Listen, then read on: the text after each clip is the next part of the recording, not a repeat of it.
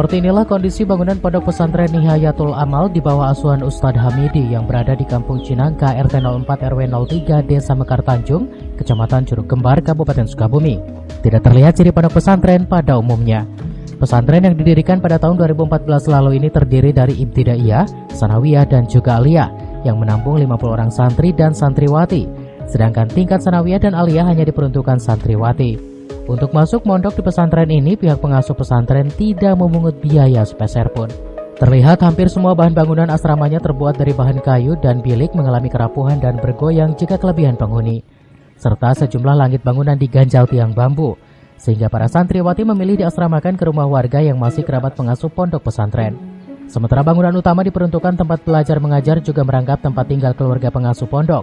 Padahal dulunya bangunan utama tidak layak ditempati. Namun warga sekitar dan para dermawan yang peduli kondisi pesantren memperbaiki ala kadarnya demi proses belajar mengajar tetap berjalan.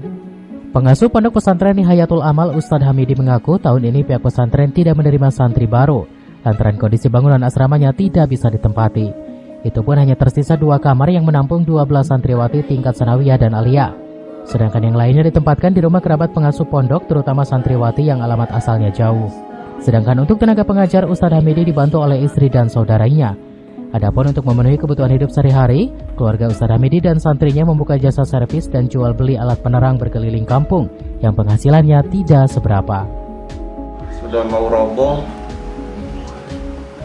tiangnya pada lapuk, atapnya pada bocor,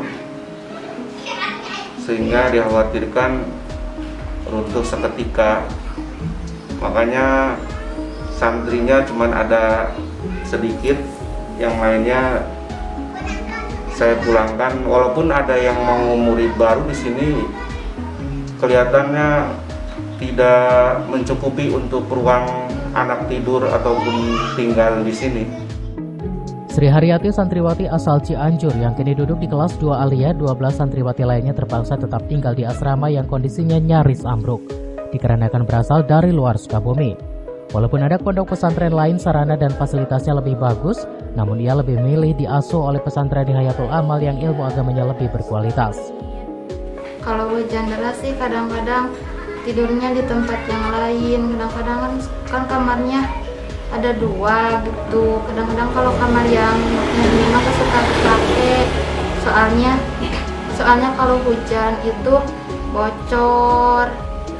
Kadang-kadang juga suka ada masuk air ke dalam, jadi ada itu bocor-bocoran itu.